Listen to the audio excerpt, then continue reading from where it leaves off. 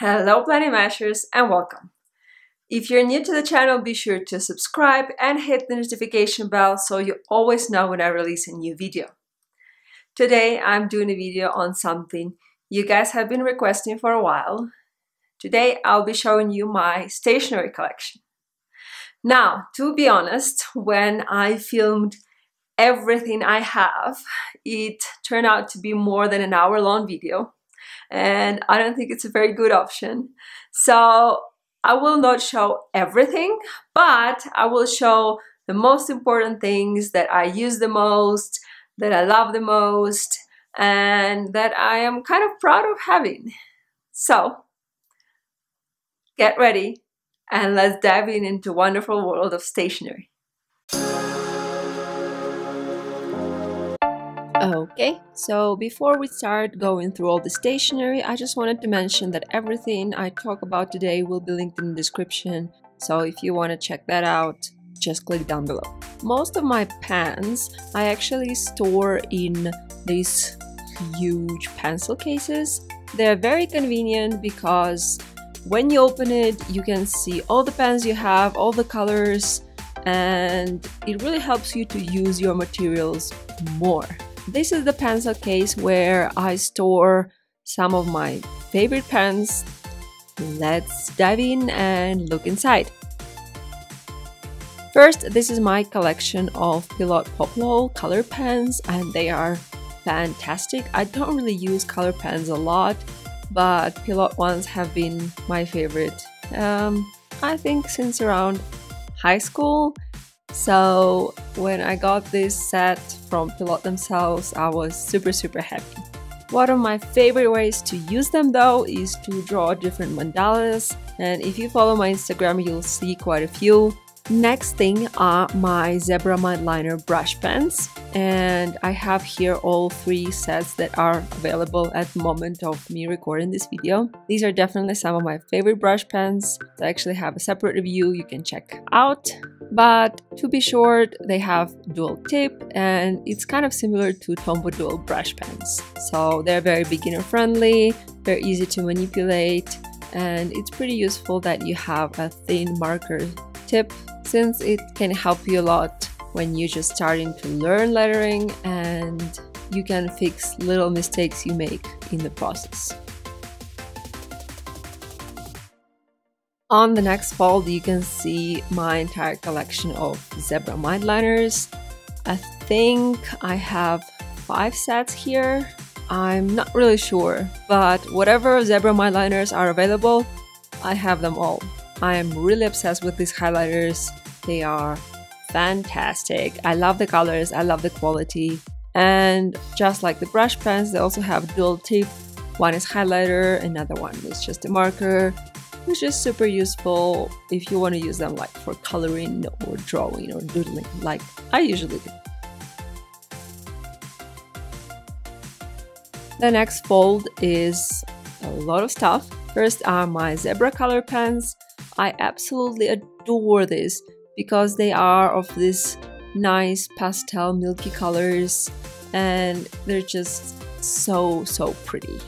Then I have a collection of erasable Pilot markers, and they are great because they are erasable. The colors are not that bright, so they are more of a pastel shades, which is perfect because these are definitely my favorite ones. And the best part, of course, is the fact that you can erase it. The trick here is that you have to wait for a little bit for the ink to dry first, because that way you will be able to erase it better. And the next is my collection of Sakura Koi brush pens. These are really nice. They do have a little bit of a smaller tip than Tombow's, for example, so you absolutely can create smaller size letters, so that's great for your like weekly setups and other tiny headers. But they do not have dual tip, which is not a big deal, just an observation. And pretty much that's about it with my first pencil case. Let's take a look at the next one. Let's start this from the right side, and these are zebra acrylic card markers. I'm not sure if they're available yet in the US because I bought them when I was living in China. If they are, I will leave them in the description. These are kind of a zebra version of Tombow Twin Tone. They're really nice. I love the colors, and yeah, they just create these kind of thin lines which are perfect for doodling. And I also have here my Sakura brush pen, but this one was kind of a failure because it's very soft, so it's very difficult to manipulate it. So I really don't use it that often. It's kind of a new thing I need to learn how to use because the tip is very different from any other brush pens I tried before. And on the left side I have all my feud pens. All of these brush pens have a smaller tip which allows you to create smaller size letters. We are starting from Tombow Feud, and this is Tombow Feud in color. Then I have a set of Pentel pens. These are also great, even though I don't use them that much because I feel like the color is a little bit too bright for me, so I still need to figure out how to use it. Then I have 3 zebra feud pens, and they all have a little bit of a different brush, so it goes from the soft to medium and hard.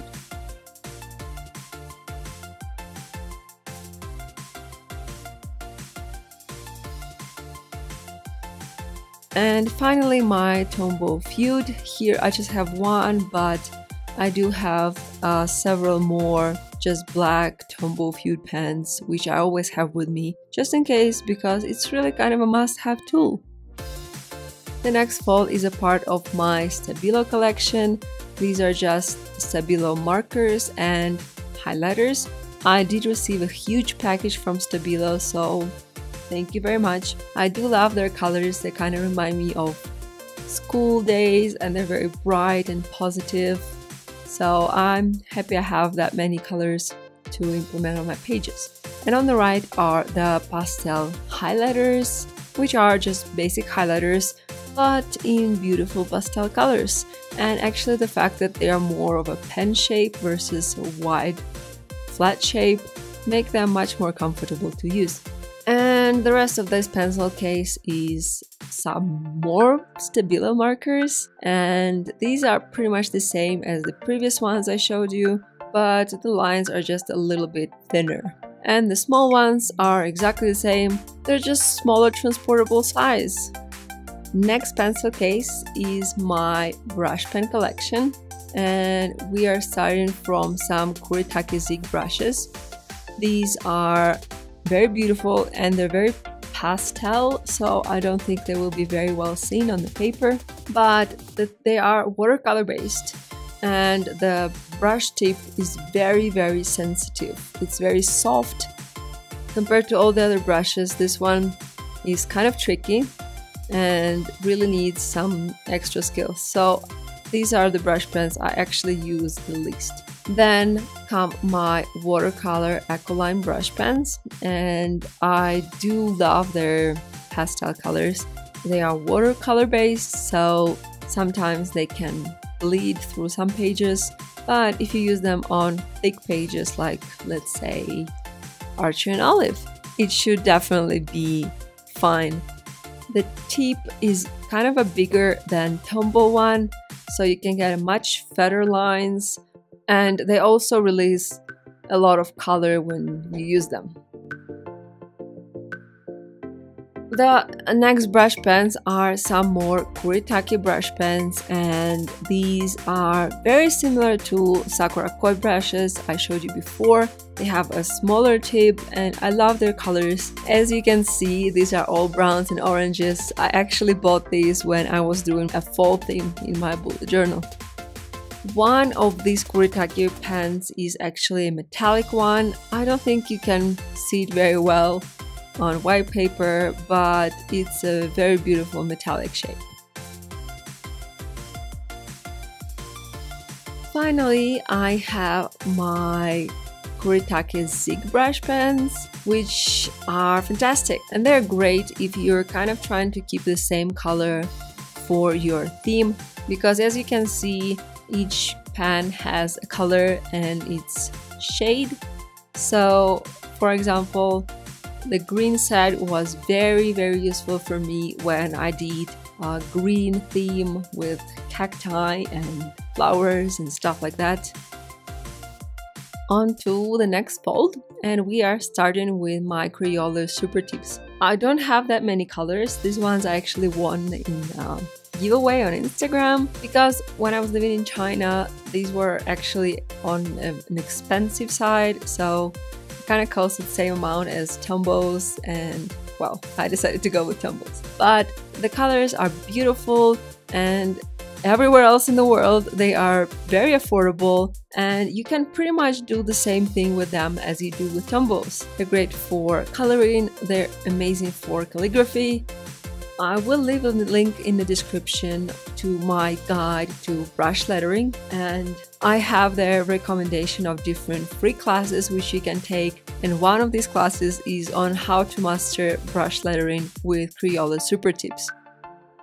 And finally, this is my Tombow brush collection, and let me see, I have a bright set, pastel set, basic color set, tropical set, and just a few random brushes I bought on the way.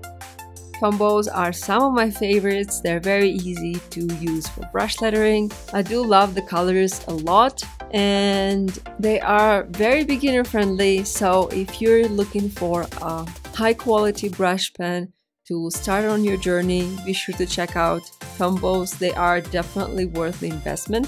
A little tip though, which I didn't know when I bought my first brush pens: do not use them on a usual printing paper because it makes the brush pens fray.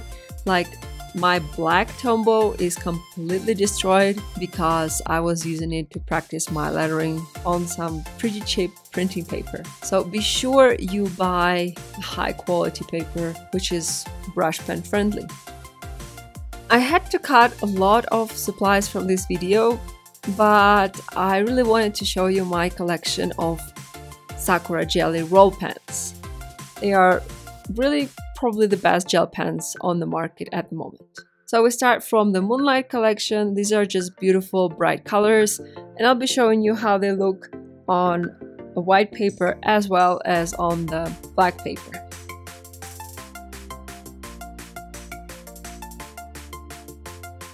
Then my favorite metallic collection. They look gorgeous, and they have just the right amount of glitter in them when it's kind of pretty but not really too much.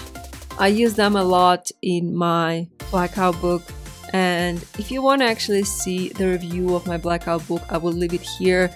You'll see me doing the pen test of all the colors I have.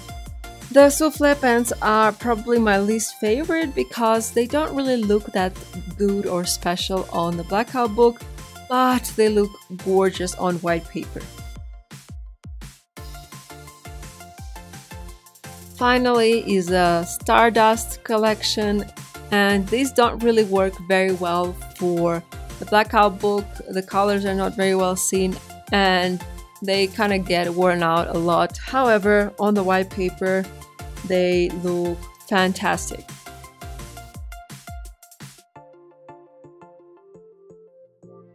And the final thing I want to show you today is my Karin markers. I got sent the whole collection and I absolutely love them. The colors are amazing, and the best thing is that you can actually use them as watercolor.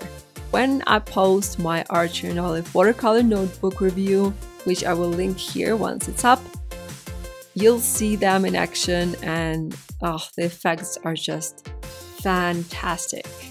Like with all Karin markers, just make sure you control the pressure because they do release a lot of color.